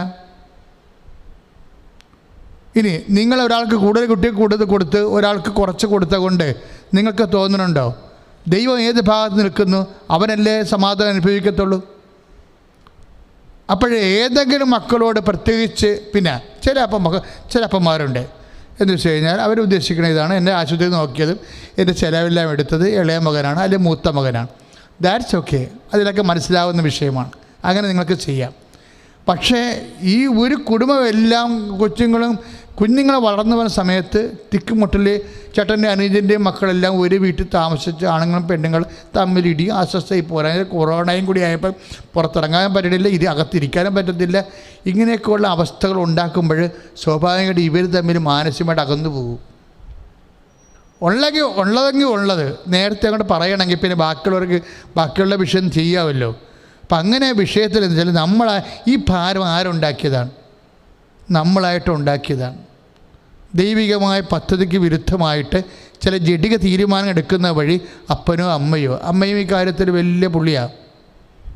കാര്യം ചില അമ്മമാർക്ക് വഴി വിട്ടാണ് മക്കളോട് ബന്ധം. അതിൽ കഴിഞ്ഞ ദിവസങ്ങളിൽ ഫേസ്ബുക്ക് പോസ്റ്റ് വന്നത് എന്താണ്, മകൾ പെര വെക്കണമെങ്കിൽ ഹായ്, മകൻ പെര വെച്ചാൽ ഓഹോ. രണ്ട് പറയണ അമ്മയാണ്, അമ്മയുടെ പ്രതികരണമാണ്. ഒരു കാർട്ടൂൺ ഞാൻ വായിച്ചതാണ് ഈ ദിവസങ്ങളിൽ. മകൻ പെര വെച്ചെന്ന് കേട്ടപ്പോൾ മകൾ പെര വെച്ചെന്ന് ഹായ് എന്ന് പറയും, ആരമ്മ പറയും. മകൻ പെര വെച്ച ഓഹോ, ഏതാണ്ട് ഒരു ഇരുത്തിയിട്ടൊരു ഓഹോ. അപ്പോൾ എന്തിനാ ഇത്? നിങ്ങളുണ്ടാക്കുന്ന ഭാരമാണിത്. ഈ ഭാരം ഞാനിങ്ങനെ പറയണമെന്ന് വെച്ചാൽ, ഇതുകൊണ്ട് ക്രിസ്മസിൻ്റെ കൃപ ആർജിക്കാൻ ബുദ്ധിമുട്ടാണ്. നിങ്ങൾ സ്വയമായിട്ട് കുടുംബത്തിൽ ഭാരം ഉണ്ടാക്കുന്നു, മക്കൾക്ക് ഭാരം ഉണ്ടാക്കി കൊടുക്കുന്നു. അപ്പം അങ്ങനെ വരുമ്പോഴെന്താ പ്രശ്നം വെച്ചാൽ, ഇതുപോലെ മക്കളും ചെയ്യുന്നുണ്ട് മാതാപിതാക്കന്മാരോട്. അച്ഛൻ എന്താണ് മാതാപിതാക്കന്മാരെ കുറിച്ച് പറയുന്നത്, ഞങ്ങളിവിടെ അനുഭവിക്കുന്ന കാര്യം അച്ഛനറിയാവുക. മക്കളായിരിക്കും അവിടെ വില്ലന്മാർ. അതുകൊണ്ടാണ് അമ്മ അങ്ങനെ പറയണത്. മക്കളെ, മാതാപിതാക്കന്മാരൊക്കെ ആയാലും ഭാരം ഉണ്ടാക്കി കൊടുക്കേണ്ട കാര്യമില്ല. കാര്യം അങ്ങനെ ഉണ്ടായാലും എന്താ പ്രശ്നം വെച്ചാൽ, ദൈവത്തിൻ്റെ ഫണ്ടിങ് ഉണ്ട്, കൃപ അലോട്ടിങ്, അത് കിട്ടാണ്ട് വരും. അപ്പോൾ ദൈവം കൈവിട്ടാൽ പിന്നെ നിങ്ങൾ എന്തെല്ലാം കുസ്തി കാണിച്ചൊരു കാര്യമില്ല. അഥവാ നിങ്ങളങ്ങനെ കാണിക്കുന്നുണ്ടെങ്കിൽ അത് ദൈവത്തെ മറന്ന് ആണ് കാണിക്കുന്നത്. ഇപ്പോൾ ചെറിയ നോൻപ് കാലമാണ്, നമ്മൾ ഉപവാസം എടുക്കുന്നവരുണ്ട്. പക്ഷെ ഉപവാസം എടുക്കുന്നവരുണ്ടെങ്കിലും നബൂഖദ്നേസർ രാജാവിൻ്റെ ഉപവാസത്തെക്കുറിച്ച് ഈ ദിവസം ഇവിടെ അച്ഛൻ വായിക്കണം ഞാൻ കേട്ടായിരുന്നു. അല്ല, ഇവിടെ പള്ളിയിൽ ഞാൻ കുർബാനയൊക്കെ കൂടുകയായിരുന്നു. നബൂഖദ്നേസർ രാജാവ് ഉപവസിക്കാൻ പോയി. എങ്ങനെ ഉപവസിച്ചെന്നറിയാമോ?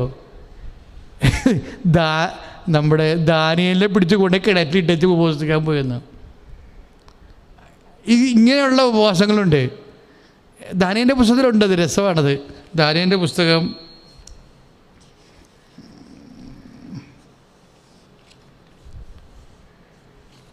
സ്തുതിയുടെ മകളെ യേശുവേ സ്തോത്രം. ഹല്ലേലൂയ. യേശുവേ ആരാധന ആരാധന ആരാധന ഹല്ലേലൂയ ഹല്ലേലൂയ ഹല്ലേലൂയ ഹല്ലേലൂയ യേശുവേ നന്ദി ഹല്ലേലൂയ ഹല്ലേലൂയ ആരാധന ആരാധന യേശുവേ ആരാധന സ്തുതിക്കട്ടെ. ഹല്ലേലൂയ. ആരാധന ആരാധനയും സ്തുതിയും പുകഴ്ചയും ഉണ്ടായിരിക്കട്ടെ. ദാനിയേലിൻ്റെ പുസ്തകം 6:16. ദാനിയേലിൻ്റെ പുസ്തകം 6-ാം അധ്യായം 16-ാമത്തെ വാക്യം. രാജാവ് കൽപ്പിച്ചതനുസരിച്ച് ദാനിയേലിനെ കൊണ്ടുവന്ന് സിംഹങ്ങളുടെ കുഴിയിലേക്ക് എറിഞ്ഞു.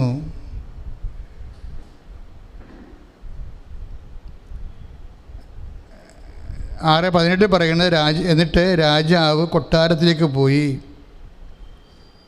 രാത്രി മുഴുവൻ ഉപവാസത്തിൽ കഴിച്ചു കൂട്ടി. എങ്ങനെയുണ്ട് ഉപവാസം?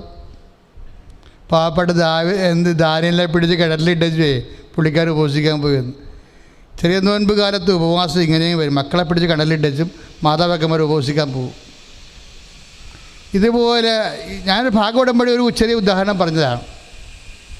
ഓരോരോ ഇപ്പം അയൽവാസിക്ക് വഴി വിട്ട് കൊടുക്കാതിരിക്കുകയും വെള്ളം കൊടുക്കാതിരിക്കുകയും വെളിച്ചം കൊടുക്കാതിരിക്കുകയൊക്കെ ചെയ്യും. പലതരത്തിൽ മറ്റുള്ളവർ വളർന്നു വരാൻ വേണ്ടിയുള്ള എല്ലാവിധ ചതിക്കുഴികളും ഒപ്പിക്കും. ലോൺ കിട്ടാതിരിക്കാൻ വേണമെങ്കിൽ ബാങ്കിലേക്ക് അവരെ വിളിച്ചു പറയും. ഒരു PSCയുടെ ടെസ്റ്റ് വന്നാൽ തിരിച്ച് പറയത്തില്ല, അപ്പുറത്തേക്ക് പറയത്തില്ല. കാര്യം രണ്ടുപേരും നേഴ്സിംഗ് പഠിച്ചിരിക്കുകയും PSCക്ക് നേഴ്സിംഗ് എപ്പോഴും വിളിക്കാറില്ല, 2 കൊല്ലം കൂടുമ്പോൾ വിളിക്കാറുള്ളൂ. പക്ഷെ അറിഞ്ഞാൽ മിണ്ടാതിരിക്കും. അപ്പോൾ മറ്റുള്ളവരെ പിടിച്ച് കിണറ്റിലിട്ടും നമ്മൾ ഉപവസിക്കും. എന്തിനു വേണ്ടിയാണ്? നമ്മുടെ IELTS പാസ്സാകാൻ വേണ്ടി. ഇവിടേക്കൊരു പ്രശ്നം വന്നത്, എന്തുകൊണ്ട് ക്രിസ്മസ് നമുക്ക് അവകാശമാകുന്നില്ല, എന്തുകൊണ്ട് ഓഹരി ആകണമല്ലോ വെച്ച് കഴിഞ്ഞാൽ നബൂഖദ്നേസറിൻ്റെ ഉപവാസം പോലെയാണ്. വിശുദ്ധനായ ഒരു മനുഷ്യനെ പിടിച്ച് കിണറ്റിലിട്ടും പുള്ളിക്കാരനെ ഉപവസിക്കാൻ പോയെന്ന്. 6:18. ചെറിയ നോൻപ് അവസാനിക്കാൻ പോവുകയാണ്. ഞാൻ പറഞ്ഞത് മനസ്സിലുണ്ടാവണം. നമ്മുടെ ഭാരങ്ങൾ നമ്മളായിട്ടുണ്ടാക്കുന്ന ഭാരങ്ങളാണ്. അത് കർത്താവിൻ്റെ ഭാരങ്ങളാണെന്ന് പറയരുതെന്നാണ് പറയണത്. ഇനി ജീവിതത്തിൽ ജന്മന എന്തെങ്കിലും ഭാരമുണ്ടെങ്കിൽ ആ ദൈവത്തിൻ്റെ പദ്ധതിയായിട്ട് കഴിവ് വർദ്ധിപ്പിക്കാനുള്ള ഒരു ദൈവിക പദ്ധതി, വെറും പദ്ധതിയല്ല, വിധിയല്ല. നമ്മുടെ കഴിവ് എന്ന് വെച്ചാൽ കൃപ ആർജിക്കാൻ വേണ്ടി അമ്മ 175 കിലോമീറ്റർ സഞ്ചരിച്ച ഈ വയറും വരച്ചുകൊണ്ട് 175 കിലോമീറ്റർ സഞ്ചരിച്ച കാര്യമാണ് നമ്മൾ പറഞ്ഞു തുടങ്ങിയത്. അവിടെ തന്നെ കൊണ്ടൊന്ന് അവസാനിപ്പിക്കുകയാണ്. ഈ ഭാരം എങ്ങനെ അമ്മ വഹിച്ചു? Hail Mary full of grace. നമ്മൾ മംഗളവാർത്തയിൽ 1:28 പറയുന്ന കൃപ നിറഞ്ഞവളെ സുസ്ഥി. അമ്മയിൽ കൃപ നിറഞ്ഞത് കൊണ്ടാണ് അമ്മ ഈ വയറ് 9-ാം മാസത്തെ വയറും വരിച്ചുകൊണ്ട് 175 കിലോമീറ്റർ അവസാനം യാത്ര ചെയ്തത്. എല്ലാ ഭാരവും അവനവൻ്റെ ഭാരങ്ങൾ അവനും വഹിക്കണമെന്ന് ഗലാത്യർ 6:5 പറഞ്ഞ അതിൻ്റെ അർത്ഥം എന്താണ്? അങ്ങനെ ഭാരം വഹിക്കുമ്പോൾ അതിനുള്ള അലോട്ട്മെൻ്റ് ഉണ്ട്, ദൈവകൃപയുണ്ട്. കൃപയ്ക്ക് വേണ്ടി പ്രാർത്ഥിക്കണമെന്നാണ്. കൃപയാണ് യോഹന്നാൻ 1:12 കഴിവെന്ന് പറയണത്. അത് ഭാരം വഹിക്കാനുള്ള കഴിവാണ്. കൃപയാണ് ഭാരം വഹിക്കാനുള്ള കഴിവ്. കൃപയെന്ന് പറയുന്നത് ദൈവത്തിൻ്റെ ശക്തിയാണ്. മനുഷ്യന്മാരുടെ ശക്തിയേക്കാളുപരി ദൈവത്തിൻ്റെ ശക്തിയാണ് കൃപ. ആ കൃപയാണ് ഭാരം വഹിക്കാനുള്ള കഴിവ്. ആ കഴിവാണ് പരിശുദ്ധ അമ്മ ആർജിച്ചത്. പ്രാർത്ഥിക്കാം. നല്ലവനായ ദൈവമേ, പരിശുദ്ധ അമ്മയെ പോലെ എല്ലാ ഭാരവും ജീവിതം നൽകുന്ന എല്ലാ ഭാരവും വഹിക്കാനുള്ള കൃപയാകുന്ന കഴിവ് ഞങ്ങൾക്ക് ഈ ആരാധനയിലൂടെ ഇപ്പോഴും ലഭിക്കുവാൻ പരിശുദ്ധ കുർബാനയിൽ നിന്ന് ഞങ്ങൾക്ക് കൃപയും കഴിവും ലഭിക്കുവാൻ അമ്മേ ഞങ്ങൾക്ക് വേണ്ടി മാധ്യസ്ഥം വഹിക്കണം.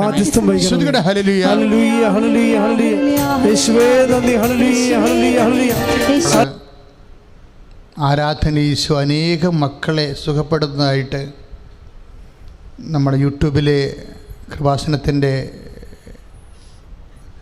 ഗൂഗിൾ മീറ്റിലൊക്കെ ജനങ്ങൾ ഇപ്പോഴും സാക്ഷ്യം പറഞ്ഞുകൊണ്ടിരിക്കുകയാണ്. എപ്പോഴും 4 സാക്ഷ്യം വെച്ച് നമ്മൾ യൂട്യൂബിൽ ഇടുന്നുണ്ട് എല്ലാ ദിവസവും. നിങ്ങളൊന്ന് ചിന്തിച്ച് നോക്കിയേ, 4 സാക്ഷ്യം വെച്ച് ഇപ്പോഴും എല്ലാ ദിവസവും ഇടുകയാണ്. അപ്പോൾ എന്തുമാത്രം അനുഗ്രഹങ്ങൾ ജനങ്ങൾക്ക് കിട്ടുന്നുണ്ട്. ആ ഒരു അൾത്താരയിൽ നിന്നാണ് ഇപ്പോഴും നിങ്ങളുടെ ജീവിത ആവശ്യങ്ങൾ സമർപ്പിച്ചുകൊണ്ട് പ്രാർത്ഥിക്കാൻ അച്ഛൻ നിങ്ങളോട് അപേക്ഷിക്കുന്നത്. കർത്താവ് ജ്വലിച്ച് നിൽക്കുന്ന സമയത്ത് തന്നെയാണ് 2004 അമ്മ പ്രത്യക്ഷപ്പെട്ടത്. അപ്പോൾ അമ്മ അവിടെ ഉണ്ടായിരുന്ന ആൾ പ്രത്യക്ഷപ്പെടുകയാണ് ചെയ്യണത്. 2 കാര്യങ്ങളേ ഉള്ളൂ. അപ്രത്യക്ഷമായിട്ട് അവിടെ നിൽക്കും ആൾ ആരാധനയുള്ളപ്പോഴേ. കൃപാസ സംഭവിച്ചത് അപ്രത്യക്ഷമായിട്ട് നിന്ന ആൾ പ്രത്യക്ഷപ്പെട്ടു.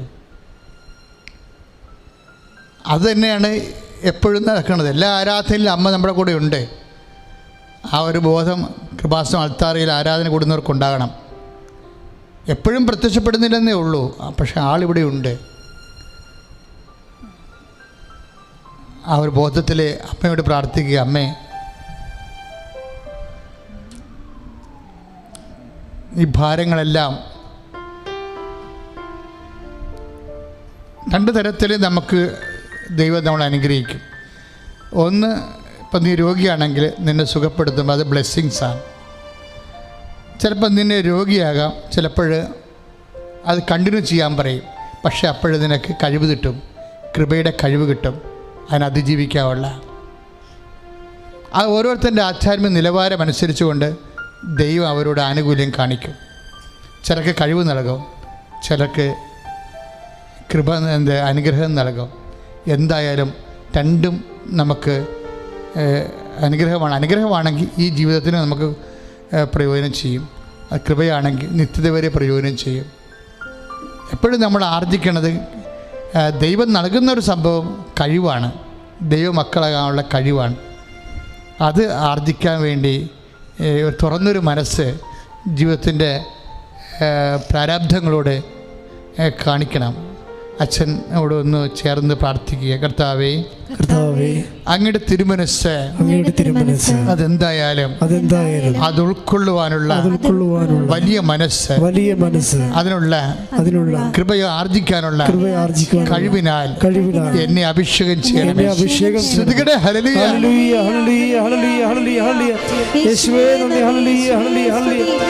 ദിവ്യകാരുണ്യത്തിന് പ്രിയപ്പെട്ടവരെ, ഞാൻ എപ്പോഴും കർത്താവിനോട് പ്രാർത്ഥിക്കുന്നൊരു കാര്യമുണ്ട്. എന്താണ്? കർത്താവേ, നിൻ്റെ വിശുദ്ധ പൗരോഹിത്യത്തെ മഹത്വപ്പെടുത്തണമേ എന്ന്. കാര്യം അത് ഞാൻ ആ പ്രാർത്ഥന പഠിച്ചത്, അത് വലിയൊരു പ്രാർത്ഥനയാണെന്ന് എനിക്കറിയാം. നിങ്ങളുടെ രോഗങ്ങൾക്ക് വേണ്ടി, നിങ്ങളുടെ മക്കളുടെ കല്യാണം കഴിക്കാൻ നിൽക്കുമ്പോഴും അവർക്ക് വേണ്ടി പ്രാർത്ഥിക്കുമ്പോഴും, നിങ്ങളുടെ തെങ്ങ് ഫലം കായ്ക്കാതിരിക്കുമ്പോഴും അതിനു വേണ്ടി ഇവിടെ നിന്നുകൊണ്ട് പ്രാർത്ഥിക്കുമ്പോഴും, നിങ്ങളുടെ മക്കളുടെ വിസ എംബസിയിൽ കുടുങ്ങുമ്പോഴും അത് റിജക്റ്റ് ചെയ്യപ്പെടുമ്പോഴും ഒക്കെ ഞങ്ങൾ അൾത്താറിൽ നിന്ന് പ്രാർത്ഥിക്കും. എന്താ പ്രാർത്ഥിക്കണത്?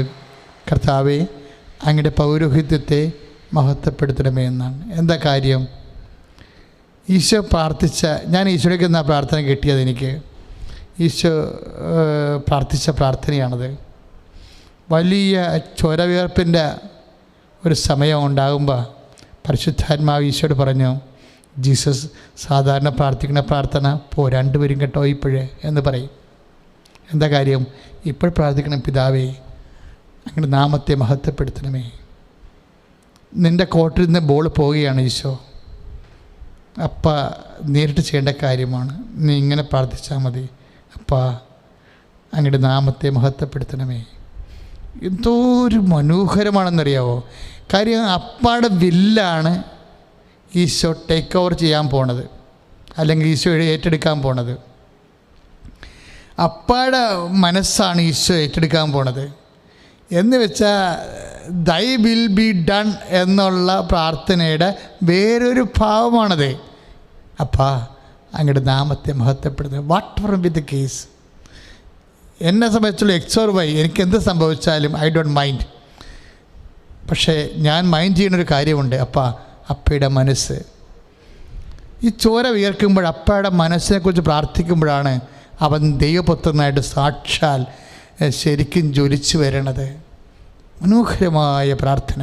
അതുകൊണ്ട് ഞാനെപ്പോഴും ഈശോയോട് പറയും, അപ്പാ അങ്ങയുടെ മഹത്വത്തെ, പൗരോഹിത്യത്തെ മഹത്വപ്പെടുത്തണമേ. എന്തിനാ അങ്ങനെ പ്രാർത്ഥിക്കണമെന്നറിയാവോ? നിങ്ങളെക്കുറിച്ചുള്ള ദൈവഹിതം നിങ്ങൾക്ക് വെളിപ്പെട്ട് കിട്ടാനും, ആ ദൈവഹിതത്തിൽ ദൈവം മഹത്വപ്പെടാനും, ദൈവത്തിന് നാമം പൂജിതമാകാനും, നിങ്ങൾ ദൈവരാജ്യം വരാൻ വേണ്ടിയാണ് അങ്ങനെ പ്രാർത്ഥിക്കുന്നത്. ഇപ്പോഴച്ഛൻ പ്രാർത്ഥിക്കും, തീർച്ചയായിട്ടും അമ്മ പ്രത്യക്ഷപ്പെട്ട ഇടത്ത് നിങ്ങൾ അനുഗ്രഹിക്കും. എൻ്റെ മക്കൾ ഒന്നും ചെയ്യേണ്ട, എവിടെയാണ് നിങ്ങൾക്ക് രോഗം അവിടെ സന്തോഷത്തിൽ കയ്യിൽ വെക്കുക. നിങ്ങളുടെ രോഗം എവിടെയാണോ അവിടെ നിങ്ങൾ സന്തോഷത്തിൽ കയ്യിൽ വെക്കുക. ശിരസിൽ രോഗമുള്ളവരുണ്ട്, അല്ലേ? ശിരസിൽ രോഗമുള്ളവരുണ്ട്, കണ്ണിന് കാഴ്ചക്കുറവുള്ളവരും, കണ്ണിന് എപ്പോഴും വെള്ളം വരുന്നവരുണ്ട്, മൂക്കിൽ എപ്പോഴും മൂക്കൊലിപ്പുള്ളവരുണ്ട്. അവിടെ എല്ലാം കൈവെക്കുക. ശരീരം ഇങ്ങനെ ചൊറിഞ്ഞ് പൊട്ടി വൃത്തികേടാവുന്നവർ, വെള്ളം ഒലിക്കുന്നവരുണ്ട്, കൈവെക്കുക. ശരീരത്തിൽ അലർജി രോഗങ്ങൾ, മുഖത്ത് വല്ലാത്ത കുരുക്കൾ. ചില കുഞ്ഞുങ്ങളൊക്കെ ഈ ഗൂഗിൾ മീറ്റിൽ വന്നിട്ട് ഇത് കണ്ടാന്ന് ചോദിക്കും. അതായത് അവിടെ മുഖമാണ് പണ്ടിങ്ങനെ അരിമ്പാറ മുഴുവൻ കയറിയ മുഖമാണ്, ഇപ്പം നല്ല ഗ്ലാസ് സ്റ്റൈലിൽ അങ്ങനെ ഇരിക്കണം, സ്റ്റാറിനെ പോലെ ഇരിക്കണം. അപ്പോൾ അതാണ് അവർ പിന്നെയും കാണിക്കുന്നത്, ഇത് കണ്ടില്ലേക്ക് അവർക്ക് ഇപ്പോഴും അതിൻ്റെ സന്തോഷം അവർക്ക് അടക്കാൻ പറ്റണില്ല. അപ്പോൾ എനിക്ക് തോന്നും അമ്മ സൗന്ദര്യത്തിനും ഭയങ്കര സീരിയസ് ആണല്ലോ എന്ന്. എനിക്ക് തോന്നിയിരിക്കണത് ഇതാണ്, ദൈവത്തോട് ഒന്നും ചോദിക്കേണ്ടതായിട്ടോ ഇല്ലാത്തതായിട്ടോ ഒന്നുമില്ല, എല്ലാം നമ്മൾ ചോദിക്കണം. കാര്യം എന്താണ്? ദൈവം നമ്മുടെ അപ്പനും അമ്മയുമാണ്. അതുകൊണ്ട് നമുക്ക് എന്തും ചോദിക്കാം. പക്ഷേ മക്കളെന്ന രീതിയിൽ ചോദിക്കണത്, ഏറ്റവും നല്ല ചോദ്യങ്ങൾ ചോദിച്ചിട്ടുള്ളത് ഈശോയാണ്. ഈശോ പറഞ്ഞു, അപ്പാ അങ്ങയുടെ നാമത്തെ മഹത്വപ്പെടുത്തണമേ. ഒരു മകനും മകളുമാണ് നിനക്കെങ്കിൽ ചോദിക്കാൻ പറ്റിയ, പ്രാർത്ഥിക്കാൻ പറ്റിയ പ്രാർത്ഥനയാണ് ഈശോ പറഞ്ഞത്. അപ്പാ നമ്മളെക്കുറിച്ച് മാത്രമല്ല, അപ്പാനെക്കുറിച്ചും കൂടിയാണ് ആ പ്രാർത്ഥനയിൽ ചേർത്തിരിക്കുന്നത്. ശ്രുതികട ഹല്ലേലൂയ, യേശുവേ സ്തോത്രം. ഇപ്പം അരിമ്പാറ പോലെയുള്ള ഒരിക്കലും വിട്ടുമാറാത്ത മറ്റു മനുഷ്യരെ കാണുമ്പോഴേ അയ്യടാ എന്ന് പറയുന്ന രീതിയിൽ അവഹേളിക്കാനും, കർത്താവ് മുഖത്ത് വെക്കാൻ പറ്റുന്ന രോഗങ്ങളുള്ളവരെ ഇപ്പോഴേ കർത്താവ് സുഖപ്പെടുത്തുന്നതായിട്ട് കർത്താവ് കാണിക്കുന്നുണ്ട്. തീർച്ചയായിട്ടും ഇപ്പോഴേ തൊലിക്ക് വല്ലാണ്ട് കറുപ്പ് കയറിപ്പോയവരെ, അതുപോലെ തന്നെ പല അരിമ്പാറ പോലെയുള്ള വിട്ടുമാറാത്ത കുരുക്കൾ ശരീരത്തിൽ പ്രത്യക്ഷപ്പെടുന്നവരെല്ലാം കർത്താവ് സുഖപ്പെടുത്തുന്ന സമയമാണ്. സമയമാണ് കർത്താവ്. എല്ലാവരും ചോദിച്ച് പ്രാർത്ഥിക്കുന്നു കർത്താവ്. വല്ലാണ്ട് ശരീരം ചീർക്കുന്നവര്, വയറ് തൂങ്ങുന്നവര് കർത്താവ്, നെഞ്ച് തൂങ്ങുന്നവർ കർത്താവ്, ഈശോ ഇങ്ങനെ എന്ത് ചെയ്യണമെന്ന് അറിയാൻ പാടില്ലാതെ ഇതിനൊക്കെ മരുന്നുണ്ടോ, ഇതൊക്കെ ഡോക്ടറുണ്ടോ, ഏത് ഡോക്ടറോട് പറയാൻ. ക്രിസ്മസ് ആണ്. നിങ്ങൾക്ക് തീർച്ചയായിട്ടും കുഞ്ഞുങ്ങളില്ലാത്തവർ ഇപ്പോഴേ അടിവയറ്റ് കൈവെക്കേണ്ടതാണ്. കുഞ്ഞുങ്ങൾ രോഗികളായിട്ടുള്ളവരുണ്ടെങ്കിൽ ആ കുഞ്ഞുങ്ങളെ സ്പർശിച്ച് പ്രാർത്ഥിക്കാവുന്നതാണ്. കുഞ്ഞുങ്ങൾ രോഗികളായിട്ടുള്ളവരുണ്ടെങ്കിൽ ആ കുഞ്ഞുങ്ങളെ സമർപ്പിച്ച് പ്രാർത്ഥിക്കുന്നു. ഏതെങ്കിലും കുഞ്ഞുങ്ങളുടെ പെരുമാറ്റത്തിൽ നിങ്ങൾക്ക് വേവലാതി ഉണ്ടെങ്കിൽ ആ കുഞ്ഞുങ്ങളെ ഓർത്ത് പ്രാർത്ഥിക്കാം. ചില കുഞ്ഞുങ്ങൾക്ക് പെരുമാറ്റം മോശമല്ലേ, ചിലർക്ക് പ്രാർത്ഥനയില്ല, ചിലർക്ക് വിശ്വാസമില്ല, ചിലർക്ക് തെറ്റായ ബന്ധം, എപ്പോഴും മൊബൈൽ അഡിക്ഷൻ, എപ്പോഴും വീഡിയോ പ്ലേ, ഇങ്ങനെ ഒരു തലതിരിച്ച് പോയ പോലെയൊക്കെ തോന്നുന്ന കുഞ്ഞുങ്ങളുണ്ടെങ്കിൽ നിങ്ങൾക്ക് അവരെ ഓർത്ത് പ്രാർത്ഥിക്കാം. അവരെ തൊടാനൊന്നും പോകണ്ട, പില്ലന്മാരായിരിക്കും, പക്ഷെ അവരെ ഓർക്കാൻ നിങ്ങൾക്ക് മാതാവിൻ്റെ തിരുസന്നിധിയിൽ അവരെ ഓർക്കണം. ഇപ്പോഴേ ക്രിസ്മസുമായിട്ട് അമ്മ അവരെ തൊടാൻ പറ, തീർച്ചയായിട്ടും തൊട്ടിരിക്കും. ഈശോ കുഞ്ഞുങ്ങളെ ഓർത്ത് പ്രാർത്ഥിക്കാൻ പറഞ്ഞുകൊണ്ടാണ് ഞാൻ നിങ്ങളോട് കുഞ്ഞുങ്ങളെ, മക്കളെ ഓർക്കാൻ പറയണം. മക്കളെന്നാണ് ഉദ്ദേശിക്കുന്നത്. കുഞ്ഞുങ്ങളും ആകാം, മുതിർന്ന മക്കളുമാകാം. എന്തെങ്കിലുമൊക്കെ മക്കൾക്ക് പോരായ്മകളും പരാതികളൊക്കെ ഉണ്ടെങ്കിൽ ആ മക്കളുടെ പേര് ഓർത്ത് പ്രാർത്ഥിക്കേണ്ട സമയമാണ്. അച്ഛൻ അൾത്താരയെന്ന് അമ്മയുടെ മധ്യസ്ഥ പ്രാർത്ഥിക്കാൻ തുടങ്ങുകയാണ്. കുഞ്ഞുങ്ങളില്ലാത്തവരും പിന്നെ ഗർഭത്തിന് വല്ല കുഴപ്പമുണ്ടെന്നൊക്കെ ഡോക്ടർ പറയുന്നില്ലേ, അവരെല്ലാം അടിവയറ്റ് കൈവച്ച് പ്രാർത്ഥിക്കേണ്ടതാണ്. ആശുപത്രി കുഞ്ഞുങ്ങൾ കിടക്കുന്നുണ്ടെങ്കിൽ അവരെ ഓർത്ത് പ്രാർത്ഥിക്കണം. പിന്നെ കൂടുതൽ കുഞ്ഞുങ്ങളെ ജനിപ്പിച്ച് ദൈവത്തെ മഹത്വപ്പെടുത്താനുള്ള കൃപയ്ക്ക് വേണ്ടിയും പ്രാർത്ഥിക്കണം. കൂടുതൽ കുഞ്ഞുങ്ങൾ, ഇപ്പം നിങ്ങൾ ജോലി കിട്ടിയാലും നിങ്ങൾക്ക് കുഞ്ഞുങ്ങൾ ജനിക്കണമെന്ന് നിങ്ങൾ വിചാരിച്ചാൽ നടക്കും. നിങ്ങൾ വേണ്ടെന്ന് വെച്ചിട്ട് നിങ്ങൾക്ക് കുറേ സന്തോഷം സൗകര്യമൊക്കെ ഉണ്ടാവും വിചാരിച്ചുകൊണ്ടാണ് പിന്നെ കുഞ്ഞുങ്ങൾ വേണ്ടെന്നൊക്കെ വെക്കണത്. പക്ഷേ നിങ്ങൾ ദൈവത്തിൻ്റെ ഒരു ജീവിത പങ്കാളിയാണെങ്കിൽ അച്ഛൻ പറഞ്ഞ് കേൾക്കും. നമ്മളേതായാലും ഇവിടെ ചത്തുകിട്ട് പോകുന്ന കാര്യം സംശയമില്ല. നമ്മുടെ എന്ത് വലിയ ശമ്പളമുള്ള ആൾക്കാരായാലും 65 വയസ്സ് കഴിയുമ്പോൾ ഉള്ള ഭക്ഷണം തന്നെ കഴിക്കാൻ പറ്റത്തില്ല. ആകപ്പാടെ മനുഷ്യനെ ഉള്ളത് ഭക്ഷണമാണ് രുചിയായിട്ടുള്ളത്. അത് കഴിക്കാൻ പറ്റിയ പിന്നെ ഈ നമ്മൾ നേടിയ കാശൊക്കെ എന്ത് ചെയ്യും? അതിനു വേണ്ടി തല്ല് പിടിക്കാനും ഇടിവെക്കാനും കേസ് പറയാനും ഒക്കെ മക്കളൊക്കെ റെഡിയായി നിൽക്കുകയല്ലേ. നിങ്ങൾക്ക് കുറച്ച് കഴിഞ്ഞൊക്കെ കാര്യങ്ങളൊക്കെ മനസ്സിലാകത്തുള്ളൂ. അതുകൊണ്ട് മര്യാദയ്ക്ക് മക്കളെ ജനിക്കട്ടെ. നിങ്ങളായിട്ടത് ഇത് വാസട്ടബിയും ട്യൂബിട്ടൊക്കെ നടത്തി കുഞ്ഞുങ്ങളെ ജനിപ്പിക്കാതിരിക്കരുത്. അതിൻ്റെ ഉദ്ദേശം ഫ്രീ ആയിട്ട് സെക്സ് ചെയ്യാൻ എപ്പോഴും ചെയ്യാനുള്ള ഉള്ളവരാണ് ഇത് വാസട്ടബിയും ട്യൂബിട്ടും നടത്തിയിട്ട് പേടിക്കാതെ സെക്സ് ചെയ്യാമല്ലോ. അപ്പോൾ അതിന് പേടിക്കാതെ സെക്സ് ചെയ്യാൻ വേണ്ടിയല്ല ക്രിസ്ത്യാനിയെ ദൈവം ഈ ഭൂമി ജനിപ്പിച്ചെന്ന് ഓർത്തേക്കണം. ഇവിടെ വിജാതിയിൽ അങ്ങനെ പല കാര്യങ്ങൾ ചെയ്യും. അതും ചെയ്യാനുള്ള ബാധ്യത, ഏറ്റെടുക്കാനുള്ള ബാധ്യത ഒരു വിശ്വാസിക്കില്ല. കാര്യം നമ്മൾ ഇവിടെ ജീവിക്കാനുള്ളവരല്ല. നമ്മൾ 70-60 കൊല്ലമേ മാക്സിമം ജീവിക്കത്തുള്ളൂ. ഞാൻ മാതാവിനെ നേരിട്ട് കണ്ട ആളാണ്. അതുകൊണ്ടാണ് ഇത്രയും കൃത്യമായിട്ട് പറയേണ്ടത്. നിങ്ങൾക്ക് സംശയമുള്ളത് കൊണ്ടാണ് നിങ്ങളതിൻ്റെ ബബ കളിക്കണത്. ഇവിടെ സംശയിക്കേണ്ട ഒരു കാര്യമില്ല. ദൈവത്തിന് വേണ്ടി എന്തും ചെയ്യാൻ പറ്റുന്നുണ്ടെങ്കിൽ നിങ്ങൾ ചെയ്യാൻ വേണ്ടി അമ്മയെപ്പോലെ ഔഷധപിതാവിനെ പോലെ റെഡിയാകാൻ വേണ്ടി അഭിഷേകത്തിന് വേണ്ടി സ്വന്തം തലയെ കവിച്ച് പ്രാർത്ഥിച്ചേ. അച്ഛൻ പ്രാർത്ഥിക്കാം. ഇപ്പോൾ ദൈവം നിങ്ങൾ അനുഗ്രഹിക്കും. ശ്രുതികയുടെ ഹല്ലേലൂയ. കർത്താവേ, എല്ലാവരും അവരുടെ ശിരസ്സിൽ കൈവച്ചുകൊണ്ട് പ്രാർത്ഥിക്കണം. ദൈവമേ കർത്താവ്, എല്ലാവരും കർത്താവ് അവിടെ ശിരസ്സിൽ കൈവച്ചുകൊണ്ട് പ്രാർത്ഥിക്കണം. അമ്മേ എന്തിനൊക്കെയാണ് ഇപ്പോഴെന്നോട് അവരോട് തല കൈവെക്കാൻ പറഞ്ഞതെന്ന് അറിയത്തില്ല. അവരുടെ എല്ലാ ജീവിത പ്രശ്നങ്ങളെയും എന്തു തന്നെയാണ് കർത്താവ്, പല പ്രശ്നങ്ങളും ഇവിടെ നിന്ന് ചുരുങ്ങിയ സമയത്ത് ഇവിടെ കൈകാര്യം ചെയ്യാൻ എനിക്ക് പറ്റിയിട്ടുമില്ല. അതുകൊണ്ട് പരിശുദ്ധാത്മാവ് ഇപ്പോൾ പറഞ്ഞിരിക്കുന്നു അവരോട് ശിരസ്സിൽ കൈവച്ച് പ്രാർത്ഥിക്കാൻ. കർത്താവ്, അവരുടെ ആവശ്യം എന്താണെന്ന് കർത്താവ്, ക്രിസ്മസ് കാലത്ത് കർത്താവ് അവർ അങ്കലാഭപ്പെടുന്ന അവസ്ഥകൾ, അവർക്ക് ഭാവിയിൽ ഗുണമുണ്ടാക്കുന്ന വിഷയങ്ങൾ, അതിലേക്കെല്ലാം കർത്താവിൻ്റെ വലിയ പരിശുദ്ധാത്മാവ് ഇപ്പോൾ നിറയണമേ. കർത്താവ്, നിന്റെ മുൾക്കെടുത്ത് ഓർത്തുകൊണ്ട് കർത്താവ് ഇപ്പോൾ ശിരസ്സിൽ കൈവച്ച് പ്രാർത്ഥിക്കുന്ന മക്കളോട് അങ്ങ് കരുണത്തോടെ പ്രാർത്ഥിക്കുന്നു. കർത്താവ്, ഈശോ നിന്റെ തീവ്ര മുഴുവനെ ഓർത്ത് കർത്താവ് അവർ കരുണ കാണിക്കണം. കർത്താവ്, ഈശോ നിന്റെ കാണിപ്പെടുന്ന കരചരണങ്ങളെ അനുസ്മരിച്ചുകൊണ്ട് കർത്താവ് ഇപ്പോൾ തലേ കൈവച്ച് പ്രാർത്ഥിക്കുന്നവരോട് കരുണത്തോടെ പ്രാർത്ഥിക്കുന്നു. കർത്താവ്, നിന്റെ വിശുദ്ധ പൗരോഹിത്യത്തെ കർത്താവ് ഇപ്പോഴും കർത്താവ് വൈദികരാകാനും സിസ്റ്റേഴ്സ് ആകാനും കർത്താവ് ഇന്ന് വലിയൊരു കേസിൻ്റെ വിധി പറയുന്ന സമയത്ത് കർത്താവ് പല മക്കൾക്കും കർത്താവ് ഇപ്പോഴും ഈ സമയത്ത് കർത്താവ് ഇങ്ങനെയുള്ള പ്രാരാബ്ധങ്ങളെ അതിജീവിച്ചുകൊണ്ട് കർത്താവിന് വേണ്ടി വേല ചെയ്യാൻ വേണ്ടി കർത്താവ് യുവതി യുവാക്കന്മാർ കർത്താവ് ദൈവ വിളിക്കുള്ള സിസ്റ്ററാകാനും സമർപ്പിതയാകാനും കർത്താവ് അഭിഷിക്തനാകാനുമുള്ള വരപ്രസാദങ്ങൾ അമ്മയെ പരിശുദ്ധമ്മേ ദൈവമാതാവ് ഇപ്പോൾ നൽകണമെന്ന് പ്രാർത്ഥിക്കുന്നു. ദൈവത്തിന്റെ കൃപ സഭയെ വളർത്തട്ടെ. ദൈവത്തിന്റെ കൃപ എല്ലാവരും അതിജീവിക്കാൻ വേണ്ടി സഭയെ അഭിഷേകം ചെയ്യട്ടെ. ശ്രുതികട്ടെ. ഹല്ലേലൂയ, ഹല്ലേലൂയ, ഹല്ലേലൂയ. യേശുവേ നന്ദി. ഹല്ലേലൂയ, ഹല്ലേലൂയ, ഹല്ലേലൂയ, ഹല്ലേലൂയ, ഹല്ലേലൂയ. ഓ അഗ്നി അഭിഷേകമേ, ഓ അഗ്നി അഭിഷേകമേ, കാറ്റായി വീശണമേ, തീ കാറ്റായി വീശണമേ. ഓ അഗ്നി അഭിഷേകമേ, ഓ അഗ്നി അഭിഷേകമേ, കാറ്റായി വീശണമേ, തീ കാറ്റായി വീശണമേ. പരിശുദ്ധ പരമദിവ്യകാരുണ്യത്തിന് ആരാധനയും സ്തുതിയും പുകഴ്ചയും ഉണ്ടായിരിക്കട്ടെ. പരിശുദ്ധ പരമദിവ്യകാരുണ്യത്തിന് ആരാധനയും സ്തുതിയും പുകഴ്ചയും ഉണ്ടായിരിക്കട്ടെ. മക്കളെ, സമാപന ആശീർവാദമാണ്. കൃപാസനത്തിലെ ക്രിസ്മസ് കുർബാനയുണ്ട്. രാത്രി 24 തീയതി രാത്രി 11 മണിക്ക് ലൈവായിരിക്കും. പള്ളിയിൽ പോകാത്തും പറ്റാത്തവർ തീർച്ചയായിട്ടും ക്രിസ്മസ് കുർബാന കൂടണമെന്ന് പ്രത്യേകം ഓർപ്പിക്കുകയാണ്.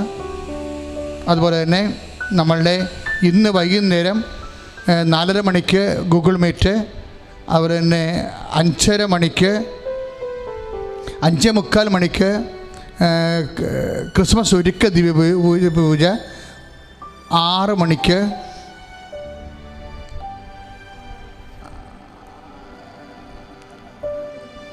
ഉടമ്പടി നൊവേന. ഈ ശുശ്രൂഷകളൊന്നും പ്രത്യേകിച്ച് ഗൂഗിൾ മീറ്റ്, അതുപോലെ തന്നെ 5:30-ക്കുള്ള 5:45-നുള്ള ക്രിസ്മസ് ഒരുക്ക ദിവ്യബലി, അതുപോലെ തന്നെ 6:15-നുള്ള മരിയൻ ഉടമ്പടി നൊവേന, ഇത് പൂർണ്ണമായിട്ട് കൂടാൻ വേണ്ടി പ്രത്യേകം ഓർപ്പിക്കുന്നു. ഇപ്പോഴും സമാപന ആശീർവാദം. ശിരസ്തംഭിച്ച എല്ലാ നിയോഗങ്ങളെയും സമർപ്പിച്ചുകൊണ്ട് സ്വതന്ത്രമായി സ്തുതിച്ച് പ്രാർത്ഥിക്കട്ടെ. ഹല്ലേലൂയ, ഹല്ലേലൂയ, ഹല്ലേലൂയ. യേശുവേ ആരാധന, ആരാധന, ആരാധന. ഹല്ലേലൂയ, ഹല്ലേലൂയ, ഹല്ലേലൂയ, ഹല്ലേലൂയ. യേശുവേ, യേശുവേ, ഹല്ലേലൂയ, ഹല്ലേലൂയ, ഹല്ലേലൂയ. യേശുവേ, യേശുവേ ആരാധന, യേശുവേ ആരാധന, യേശുവേ പരിശുദ്ധ പരമമാ ദിവ്യകാരുണ്യമേ, എന്നുമെന്നും അങ്ങേക്കാരാധന. പരിശുദ്ധ പരമമാ ദിവ്യകാരുണ്യമേ, എന്നുമെന്നും അങ്ങേക്കാരാധന. പരിശുദ്ധ